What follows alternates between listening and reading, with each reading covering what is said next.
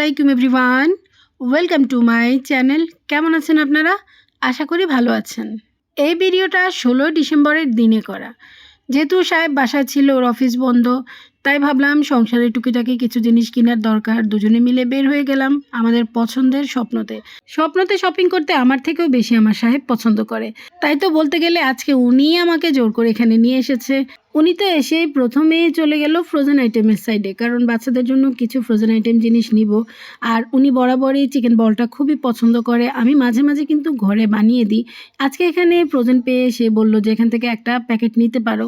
তাই তো যেমন কথা তেমন কাজ, ওনার পছন্দ মতো এক প্যাকেট চিকেন বল নিয়ে নিলাম। এরপর আমি চলে আসলাম আমার বাচ্চাদের জন্য একটা নিউট্রেলা আর একটা সস নিতে। তবে নিউট্রেলাটা আর পেলাম না, একটা সস নিয়ে নিলাম। প্রতিটা জিনিসপত্রের এত দাম, আসলে আমরা মধ্যবিত্ত মানুষ যে কিভাবে সামনের দিকে খাবো আমি সেটাই বুঝে পাচ্ছি না। এমন কোনো একটা জিনিস নাই যে এটার দাম কম, যেটাতে হাত দিয়ে ওটারই দাম আকাশ ছোঁয়া। কি করব, যেটা না হলেই নয়। ওইরকমভাবে তো সংসারের জন্য কিছু জিনিস কিনতে হয়, যেহেতু বাচ্চারা আছে। এই তো ওদের পছন্দ মতো কিছু নুডলস নিয়ে নিলাম। আমার ছেলে মেয়ে আবার কোরিয়ান স্পাইসি নুডলসটা খুবই পছন্দ করে, তাই তো ওদের জন্য এখান থেকে কিছু নুডলস নিয়ে নিলাম। আর ওই যে বললাম নিউট্রেলা চেয়েছি, নিউট্রেলা পাইনি। এখানে একটা নসিলা পেয়েছি, কিন্তু বাচ্চারা ওরা কিন্তু নসিলা খেতে চায় না, তাই ওদের জন্য আর নসিলা নিলাম না।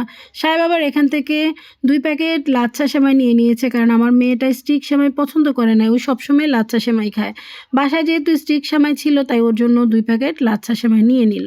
এরপর সাহেব বলল যে এখান থেকে একটা সয়াবিন তেল নিয়ে নি। কি বলো, বাজারে তো এখন বোতলের সয়াবিন তেল উঠিয়ে দিয়েছে, খোলা সয়াবিন তেলই এখন নিতে হয়। তাই এখান থেকে সে বোতলের একটা 2 লিটারের সয়াবিন তেল নিয়ে নিল। আর আমি চলে আসলাম এখানে কিছু গুঁড়ো মশলা নেওয়ার জন্য। সবসময় আমার বাসায় গুঁড়ো মশলা থাকতে হয়, যতই বাটা মশলা খাই না কেন দেখা যায় কিছু জিনিস রাখতেই হয়। যেমন ধনিয়ার গুঁড়া, তারপরে গরম মশলার গুঁড়া, এগুলো সাধারণত আমি প্যাকেট করে বাজার থেকে কিনে নিয়ে যাই সবসময়। এই তো আজকেও এখান থেকে দেখে দেখে আমার পছন্দের কিছু মশলা নিয়ে নিলাম। এরপর সাহেব আবার বলল এখান থেকে কিছু বাদাম নিতে। আমি এর পরে বাদাম নিয়ে নিই, যেহেতু আমার বাসায় বেশ অনেকগুলা বাদাম ছিল, তাই আর বাদাম নিলাম না।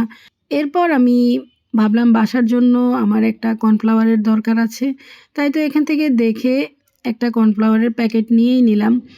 যাই হোক, মোটামুটি এই সাইডের শপিং শেষ। এরপর আমি চলে গেলাম এবার বাচ্চাদের জন্য ফ্রোজেন আইটেম কিছু কিনতে। এই তো প্রথমে এক প্যাকেট সসেস নিয়ে নিলাম, কারণ আমার 2 বাচ্চা সসেস দিয়ে নুডলস খেতে পছন্দ করে। এরপর এক প্যাকেট ফ্রোজেন পরোটা নিয়ে নিলাম।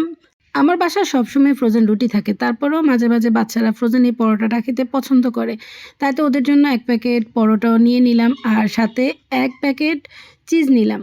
এই তো সাহেব বিল দেওয়ার জন্য দাঁড়িয়ে আছে, এক পর্যায়ে সে বিল দিয়ে দিল। আসলে এসব জায়গায় আসলে দেখা যায় 2-1টা জিনিস কিনলেও এত দাম হয়ে যায়।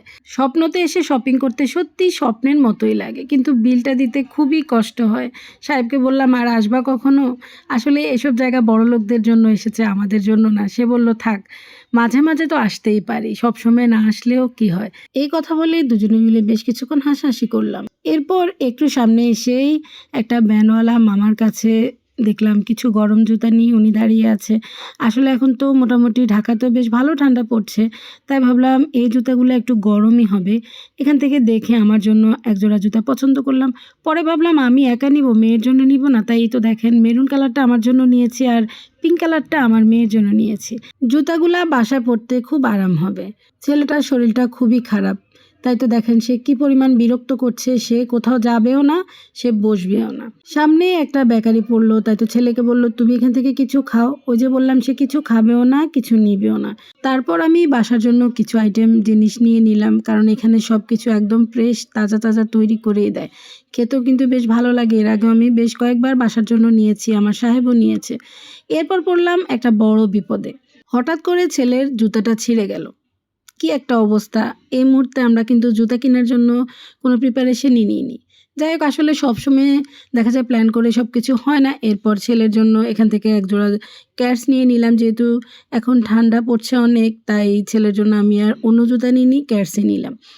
এরপর সরাসরি সাহেব আমাদেরকে নিয়ে গেল একটা রেস্টুরেন্টে, কারণ ছেলেটার যেহেতু শরীর খারাপ, ও একটু বসতেও চাচ্ছে। আর এমনিতে তো সে বলছে সে কিছুই খাবে না। তারপর বেশ কয়েকবার জিজ্ঞেস করার পর সে বলল সে নাকি চিকেন বল খাবে।